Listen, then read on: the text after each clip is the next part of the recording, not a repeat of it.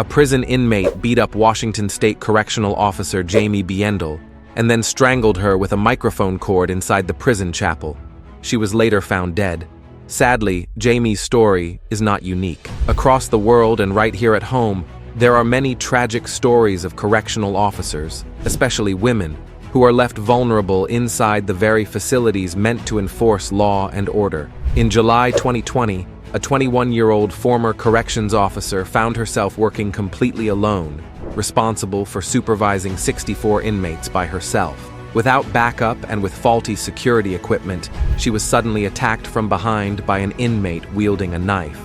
It was a brutal and terrifying moment that highlights the severe risks officers face when proper safety measures are not in place. At the Elaine Hunt Correctional Center, 29-year-old inmate Eric D. Hart was already serving 30 years for armed robbery and an extra 5 for burglary when he assaulted Officer Deshunta Miller on July 17, 2020.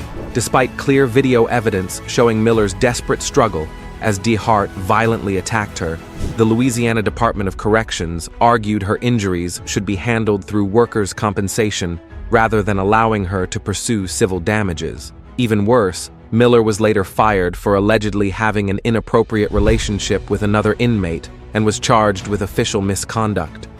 While she dealt with personal and legal consequences, DeHart continued his life sentence largely unaffected by the brutal attack. In New York City, Yessica Delacruz, a corrections officer at Rikers Island, experienced a horrifying attack on November 12, 2021. Delacruz, then 40 years old, was working late at night when she was confronted by Michael Cleaver, an inmate recently arrested for burglary and harassment. Weighing over 210 pounds and standing 5 feet 6 inches, Cleaver grabbed Delacruz aggressively by her upper body and breasts. She managed to shove him back into his cell and lock the door, but when she called for help, no one came. Moments later, Cleaver charged at her again like a linebacker, forcing her to use pepper spray to protect herself, while terrified nurses fled. Even after backup finally arrived, the trauma didn't end there. Delacruz's supervisor reportedly watched the security footage and laughed, mocking the nurses who ran away and telling Delacruz not to tell her husband. The psychological impact of this response added to her sense of betrayal and fear. Later that night, Cleaver tried to attack a nurse, an incident Delacruz believes could have been prevented if her initial complaints had been taken seriously. Today, she is suing the city for damages and emotional distress, hoping to push for meaningful change in how female officers are protected.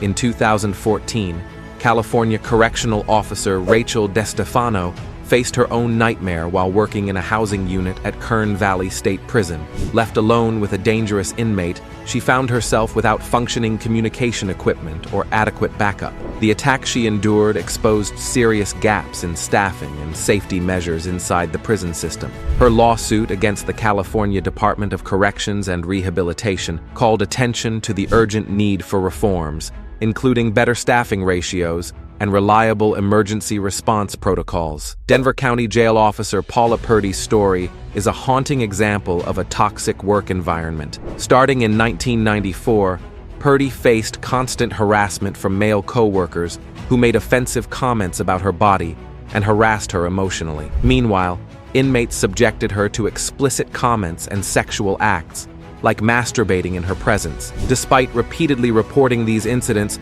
no effective action was taken. The harassment deeply affected Purdy's mental health. The fear of facing inmates both inside and potentially outside the prison walls left her constantly on edge. As a single mother, she felt trapped in her job because she needed the income to support her family. Finally, in 2015, after 2 decades of abuse and emotional trauma, she chose to retire early at age 55. Sacrificing a portion of her pension just to escape. In Maryland, a female officer at the Patuxent Institution experienced a harrowing attack 10 years ago. Responsible for 2 housing levels with over 130 inmates each, she was escorting a prisoner to kitchen duty when he forced her into a closet, assaulted, and beat her. She was trapped there for over 2 hours before anyone found her. The attack highlighted dangerous understaffing and a failure to protect officers from high-risk inmates. While the department vowed to review its policies and possibly charge the inmate, the trauma suffered by the officer left permanent scars. Denise Hobbs and Esther Jones, two female correctional officers at Cook County Jail in Illinois, endured daily sexual harassment for years. Inmates would expose themselves, shout obscene comments, and even masturbate in front of them. Management often brushed off complaints, telling Hobbs that it was a compliment or that they couldn't help because inmates were locked in. Over time, this normalized a hostile and dangerous work environment. Hobbs and Jones joined other officers in a class action lawsuit against the county jail, seeking protection and accountability. The case gained support from over 1,000 employees. Although the court later ruled it couldn't continue as a class action due to different experiences in different parts of the jail, the lawsuit revealed severe failures in addressing and preventing workplace harassment. In Israel's Gilboa prison, a female guard known as Yael was repeatedly harassed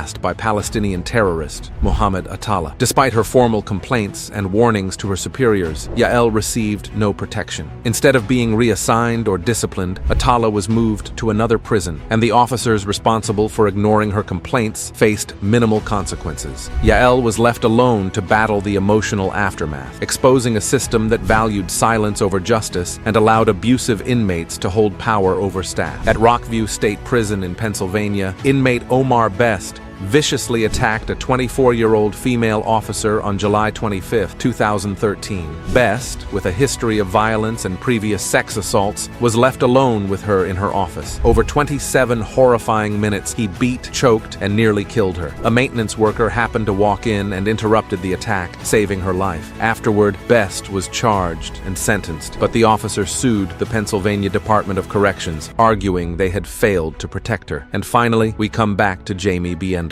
She had worked for almost a decade at Monroe Correctional Complex in Washington State and was even named Officer of the Year in 2008. Despite her dedication, she repeatedly expressed fear about working alone in the chapel with no working cameras. Her warnings were ignored. On January 31, 2011, inmate Byron Scherf strangled her to death with a microphone cord after she finished chapel duties. Her murder was the first killing of a Washington corrections officer since 1979 and sparked outrage across the state. Jayme's story, like the others, underscores a painful truth. Correctional officers, especially women, often pay the ultimate price for systemic failures in prison safety and management. These stories remind us that behind the steel bars and high fences are real people, trying to do their jobs while fighting to survive a system that too often neglects their safety and voices. Thanks for watching. If you found this video powerful, please hit the like button, subscribe for more true stories and deep dives, and turn on notifications so you never miss an update. Share your thoughts in the comments below. Your voice matters. Until next time, take care and stay safe.